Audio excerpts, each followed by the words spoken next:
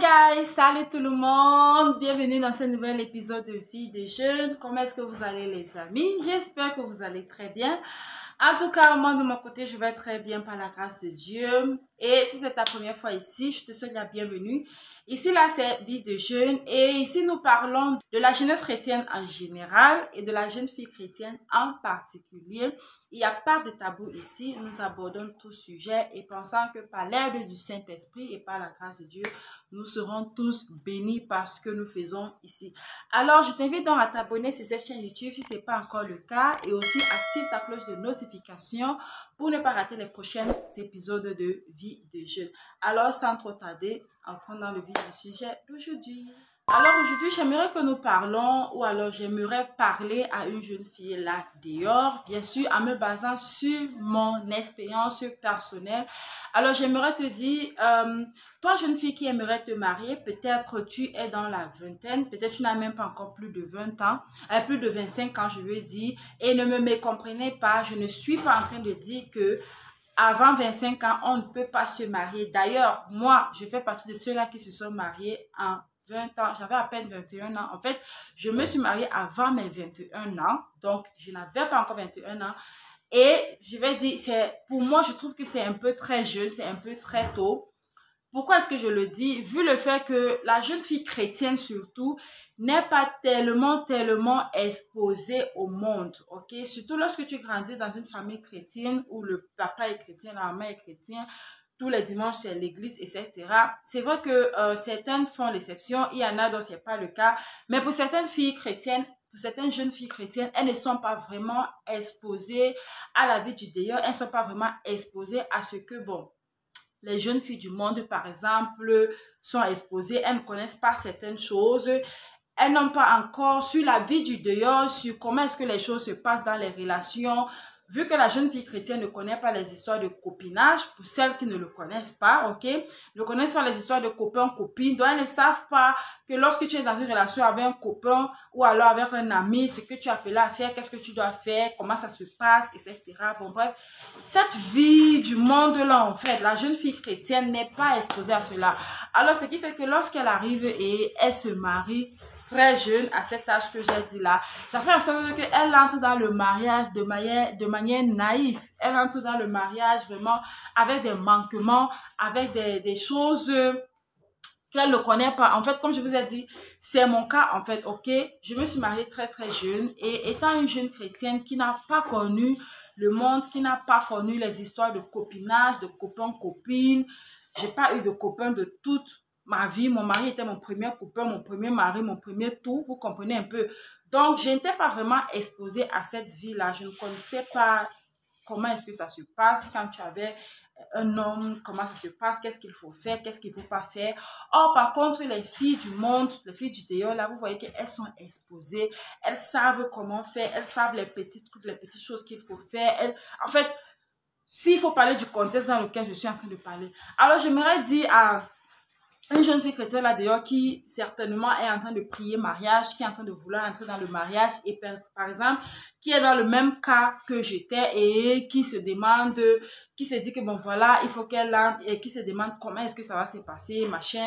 Alors j'aimerais te dire, la première chose que tu dois savoir, c'est que lorsque tu te maries, en fait, tu acceptes une responsabilité, ok? Tu acceptes une responsabilité et ce que tu devrais te poser comme question, c'est est-ce que tu es prêt à être responsable à un âge si jeune, à un âge si tôt, en fait, à ce âge où tu es. Est-ce que tu es prête à être responsable à cet âge-là? Parce que je me rappelle, par exemple, lorsque moi je rencontre mon mari, je vivais chez ma tante et chez ma tante, j'étais la seule fille parce que par la grâce de Dieu, ma tante n'a eu que des garçons et je travaillais, j'étais chez ma tante en fait et étant appelée que j'étais la seule fille à la maison, donc j'étais appelée à être plus responsable que mes frères. Donc j'étais presque, je peux dire presque les travaux ménagers en fait de la maison, tout ce qu'il fallait faire, reposait en fait sur mes épaules. C'est vrai que mes frères m'aidaient de temps en temps à plusieurs, ils m'aidaient à faire ci, ils m'aidaient à faire ça, mais la majorité des choses reposaient sur mes épaules. J'étais appelée à le faire, vu que j'étais la fille, vous voyez. Et je le dis aujourd'hui parce que je le comprends aujourd'hui en fait. Mais en ce moment-là, je ne comprenais pas ça comme ça. Donc, je voyais comme si j'étais en train de souffrir. Je voyais comme si ma tante vraiment, elle m'amenait à faire tout ce qu'il fallait faire à la maison. C'est moi qui étais chargée de faire ci, de faire ça, etc. Je ne prenais pas ça d'un bon œil.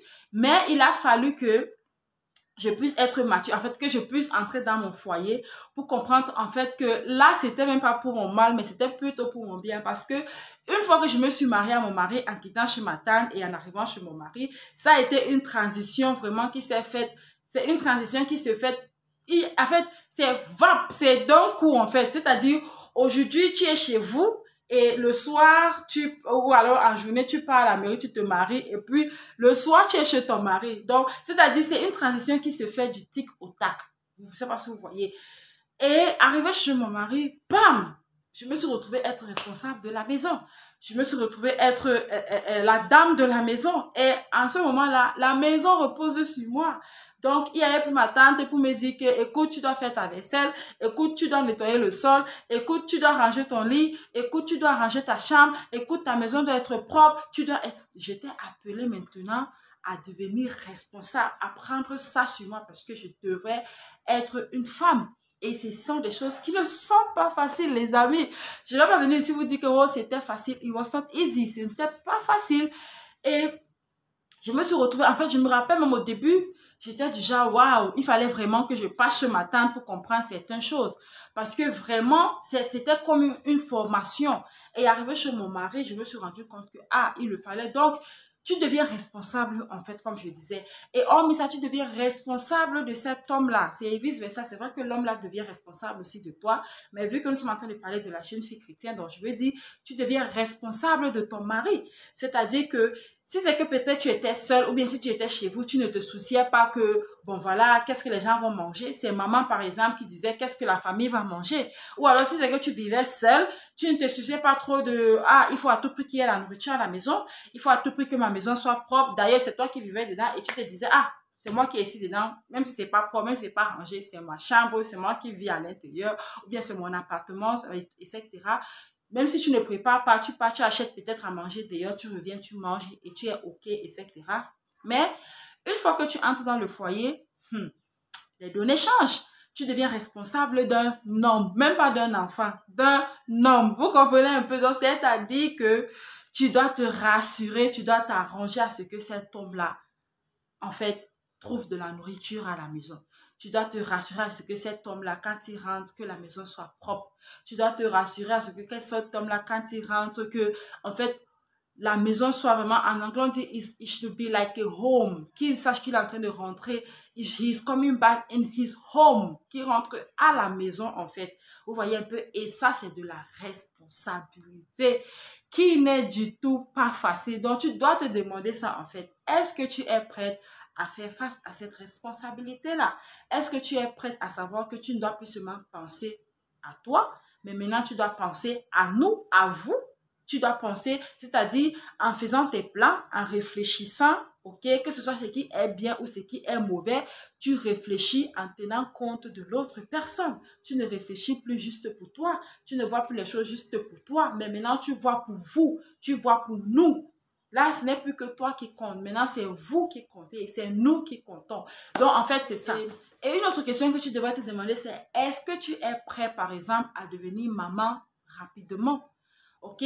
Parce que lorsque tu vas entrer dans le foyer, sauf si vous vous accordez, vous vous entendez sur quand est-ce que vous voulez commencer à avoir vos enfants, comment est-ce que vous voulez commencer à avoir comment est-ce que vous voulez avoir vos enfants, les espaces entre les maternités, etc. Mais si c'est que c'est du genre que, par exemple, ton mari aimerait avoir des enfants rapidement, tu dois te demander, est-ce que tu es prête à embrasser cette responsabilité-là à ton jeune âge? Est-ce que tu es prête à entrer dans ce foyer, à entrer dans cette responsabilité-là à ton âge? Est-ce que tu es prête à devenir maman si tôt? Est-ce que tu es prête à devenir responsable en même temps de ton mari, comme je disais, et en même temps d'un enfant, de 2 enfants, de 3 enfants?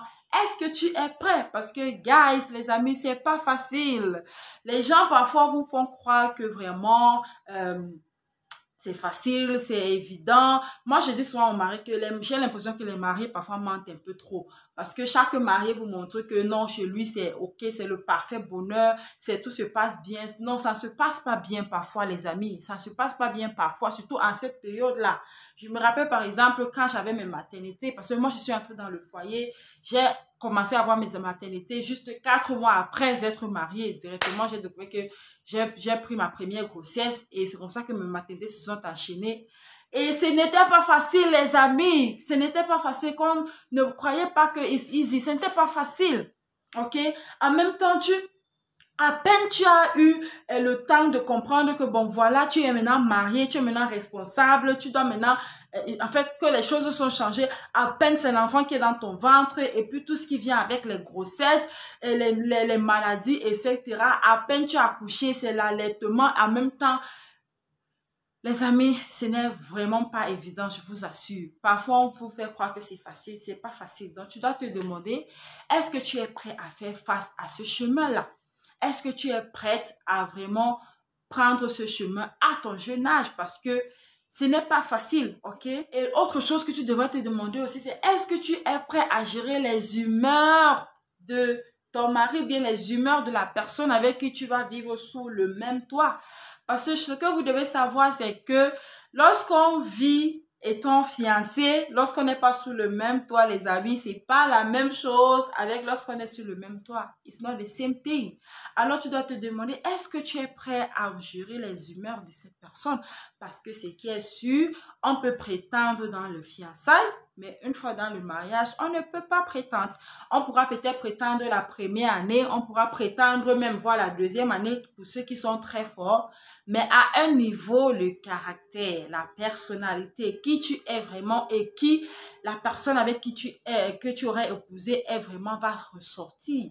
Ce caractère, cette personne-là qu'on a eu à cacher, à étouffer, va finalement ressortir. Et quand cette personne qui est à l'intérieur ressort, quand ce caractère qui est à l'intérieur ressort, parfois ce sont des comportements, parfois ce sont des agissements, parfois ce sont des paroles, parfois ce sont des choses qui ne sont pas agréables. Parfois, tu reçois, tu te demandes, mais ma soeur, toi la soeur qui était très très bien que j'ai épousée, j'ai vu, tu étais vraiment très bien, tu étais une soeur soumise, tu étais une soeur bien, tu étais polie, toujours en train de dire non, ça va pas la grâce de Dieu, parce qu'il y a les soeurs qui il y a les soeurs qui vraiment parfois, quand elles sont fiancées, oh my goodness, quand tu es avec elle, tu as l'impression que, waouh, celle-ci-là, elle est la représentation de, je ne sais même pas. Vraiment, tu as l'impression, elle dépasse même les personnages bibliques. Parce que, en fait, c'est du genre,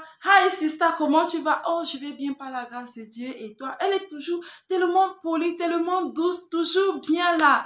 Mais une fois que tu la prends là, et qu'elle vient entrer chez toi, et que sa personne qui elle est réellement ressort, tu tombes des nuits. Tu es du genre, pourquoi je n'ai pas vu ça là depuis?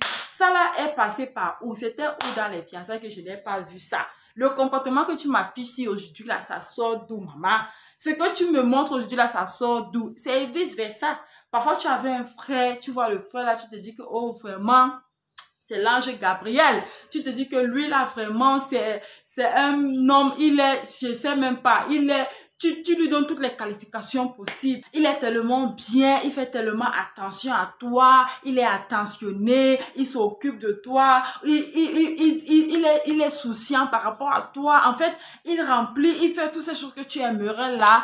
Et une fois qu'il t'a pris, tu arrives à la maison, tu es du genre, donc, parfois, quand on était fiancé là, tu cachais ton mauvais comportement. Tu voulais venir m'afficher ça une fois que je t'ai épousé, machin.